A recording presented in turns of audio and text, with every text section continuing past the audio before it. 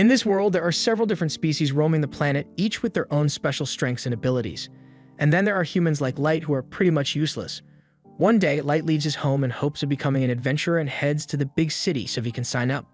Upon arrival, he meets one of the receptionists there and she helps him through the registration process. Since this is his first time registering at the guild, she tells him he will be starting at F rank, and just to make sure Light won't be completely worthless, she asks him if he at least has a gift he can use, and Light excitedly informs her that his ability is gacha gambling. The receptionist freezes up for a moment because she doesn't think she heard him right, but it's exactly what it sounds like. Light has the ability to summon a gacha wheel, and by pressing it, he gets a random item each time. He wants to give her a demonstration, so he pushes the button, and the item he receives is a bent fork. Okay, let's hear him out. That one was probably just a fluke, so he tries again, but this time he just gets some food. And it's not even the good kind either. The receptionist sighs and politely tells Light he's never making it out of F rank with an ability like that. Light asks her if there is any work he can accept as an F ranker, and she directs him to the bulletin board where all the available jobs are posted. But on top of being useless, he's never been to school, so he doesn't know how to read. The receptionist understands his struggle, so she takes out a list and tells Light that the best options for him at the moment are the firewood gathering, soil hauling, or landscaping jobs, but the pay is barely scraping minimum wage, so he won't earn much from it. Light says he'll happily do it, so later that day, he is out doing as much manual labor as his little body can handle. And by nightfall, he has barely earned enough money to cover his lodging expenses. However, as he is walking down the street, a group of beastmen happen to be passing by, and they immediately clock Light as a victim, so they intentionally bump into him and steal his money. Light begs them to give it back because without it, he's going to have to spend the night on the street. But the beastmen don't care, and frankly, neither does anyone else since regular humans are at the bottom of the species hierarchy, so no one is willing to stand up for him. Light sits in the mud while all the people passing by call him useless trash for no reason, until eventually, someone actually stops to lend him a hand. Light takes the woman's hand thinking she's a fellow human, but when he realizes she's an elf, he recoils in fear because he thinks he's about to be taken advantage of again. The elf tells him he doesn't have to worry, and to prove it, she gets down on her knees in the mud just to hug him. Light can hardly believe that an elf would treat a human like him with such kindness, but she doesn't seem to be lying, so Light decides to go along with it. She introduces him to the rest of her party members and explains that they are the Concord of Tribes, a party that incorporates members from all 9 races across the world with the goal of eradicating discrimination among races. The leader is a beastman named Guru, and the elf's name is Sasha. They already got members from most of the different races, so now the only thing they need is a human to become their 9th member, and that's why they want to ask Light to join their party. This all sounds good on paper, but of all the people they could get, they really had to choose the powerless and defenseless 12-year-old boy to join their special party. At least there's no baby oil this time.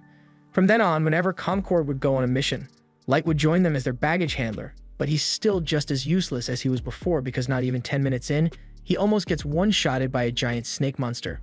Fortunately, Drago and Sasha manage to save him before anything bad happens, but Sasha tells him he really needs to get his act together because this is one of the world's most dangerous dungeons and literally anything in here could kill him, so he needs to make sure he sticks close to the team. Light apologizes for his mistake, but Sasha doesn't want him to feel too bad about himself, so she just asks him to come closer so she can check if he's hurt or not. While she's busy looking after Light, the others come over and start teasing Sasha for always doting on Light any chance she gets. They are done here, so the group continues moving further into the dungeon with Light in the center so nothing bad can happen to him. But once they get to a narrow section of the path, Garu says this will be a good place to stop. Light assumes he means he wants them to take a break, so he sets his bag down and starts making some tea for everyone, but Drago tells him that won't be necessary because they are actually here to banish him from the party. Light can't believe what he just heard, so he asks them if this is some sort of prank, but literally everyone in the party, including Sasha who was being so nice to him a minute ago, suddenly does a 180 and calls Light an ugly, brainless, good-for-nothing human. Light doesn't understand what's going on, so they all explain to him that they've been pretending to like him this entire time, and that whole thing about wanting to get rid of discrimination. That was a total lie. In fact, they are some of the most racist people you'll ever meet, so they've been dying to get rid of Light since the day he joined them. If that's the case, then Light asks why they even bothered asking him to join in the first place, so Guru tells him they were only after him because of his skill. Light doesn't understand what he means since his gacha skill is as useless as it gets, but while that may be true, it's similar to the skill of the Mastro, and the Concord's higher-ups were interested in seeing if Light's skill would evolve into something that's actually useful, so they were told to be nice to him until then, even though they didn't want to. However, those same higher-ups recently decided that Light was a lost cause, so now the party has no reason to act like they care about him in the slightest. Light can't wrap his head around everything they just said, and the group realizes they might have let too much information slip, but it's not like it's going to matter soon, because Light isn't leaving this dungeon alive. His eyes go wide as soon as he hears them say that, and a second later, Garou uses his claws to slash him across the face, making it very clear that they really do intend to kill him. He takes off running to get away from them, but they all just laugh and tell him that even if he did manage to escape, he'd just end up dying to a random monster in the dungeon. With that said, they think it'll be much more fun to kill him with their own hands, so Sasha takes her bow and shoots him through the thigh to stop him from escaping. They are all enjoying the sound of Light's terror-filled cries, and Garou begins beating him up to get him to cry some more. But the others tell him to quit it because their cover story is meant to be that Light was killed by a surprise monster attack, so they can't give him any suspicious injuries. Light desperately tries to crawl away because he doesn't want to die here. But with his leg injured like this, Garou tells him there's no way he's going to escape. Even so, he continues trying to get away, and as luck would have it, he managed to trigger a teleportation trap. The trap sends him straight to one of the deeper floors, so Light is now safe from the Concord members, but that doesn't mean he is going to survive this.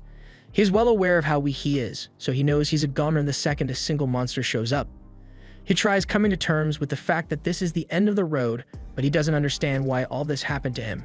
For the past 4 years, all the members of Concord had treated him with respect and kindness, but it all turned out to be a lie. They were just using him because they thought he was a maestro, and when they found out he wasn't, they tried to kill him laughing in his face. He absolutely refuses to let them get away with that. No matter how hard it is, he swears that he will make it out of here alive and kill them all, even if it's the last thing he ever does. However, just then, Light hears something walk up behind him, and to his horror, he finds a level 1000 stone chimera staring him down. Even the strongest adventurers only have a few hundred levels, and he has never seen a monster like this before, so that must mean he was teleported to one of the lowest parts of the abyss. As the monster approaches him, he practically pisses himself in fear because he knows there's no way he can beat this thing. All he has right now is his gacha ability, and has a terrible track record when it comes to being useful. He has no other option, so he frantically starts pushing the button over and over, hoping that it will save him, and miraculously, as the monster lunges at him, his gacha wheel transforms and a beautiful maid girl appears, destroying the monster in an instant. Light is speechless after what he just witnessed, so he just sits there as the girl walks up to him. She kneels before Light and puts her hand on his cheek to heal his wound because she couldn't bear the sight of such scars on his beautiful body. Light is amazed because all the pain is gone now. The maid refers to him as Master and asks what his name is, so he tells her that he is called Light, and right there and then she swears to serve him with eternal loyalty for the rest of her life. Her name is Mai, and she is known as the Ever-Seeking Maid. As for her level, it's over 9,000. She says she is an ultra-rare pull from Light's gacha skill, so her very being is bound to him, but Light is having trouble processing all this since he has always thought his gacha skill was completely worthless, so it should be impossible for someone as amazing as Mai to come out of it. Mai asks him for permission to approach his ability so she can determine its true nature. Light is surprised to learn that Mai has an appraisal ability, but to be clear, she tells him that it's only one of her many skills. Light tells her she's free to appraise him, so she begins the scan, and she is truly amazed by what she sees. Light's gacha skill has dozens of layers of protection woven into it, so only people of Mai's level are able to see its true capabilities, and from what she can tell, it can be used an unlimited number of times. The rewards that it generates depend on the surrounding mana density and go all the way from ranks like EX and Super Ultra Rare to Normal and Error.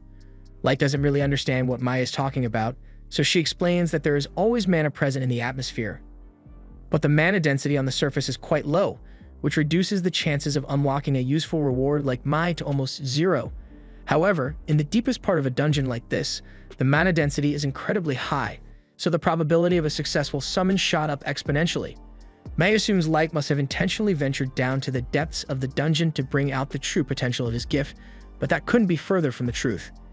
He came down here with people he thought he could trust, but they all ended up betraying him. They slashed his face, shot him in the leg, and laughed at him the entire time they did it. All Light ever wanted was to give his family a better life, but they tried to kill him just because he's a human. He begins yelling that he will never forgive them for as long as he lives, but Mai pulls Light into a hug for comfort because she hates seeing him so sad. She knows she could never understand the suffering Light must have felt, but she knows how to make him feel better. She assures Light that as soon as he gives the order, she will have the heads of those backstabbers lined up on the floor within the hour, but he gets up and tells her she can't do that. Mai tells him that scoundrels like those people do not deserve mercy, but he didn't tell her to wait because he thinks killing them would be wrong. Rather, it's because he wants to be the one to get revenge with his own two hands. He fell for their trick and nearly died at their hands because he was too weak to defend himself, so he wants to become strong enough to make sure nothing like that ever happens to him again. He knows it sounds far-fetched for a weakling like him to say he wants to be strong, but Mai doesn't think it's impossible at all. She swears that if he wants to become strong enough to exact revenge on his own, then she will do everything within her power to make that happen. This was the end of episode 1. Subscribe to not miss the next part.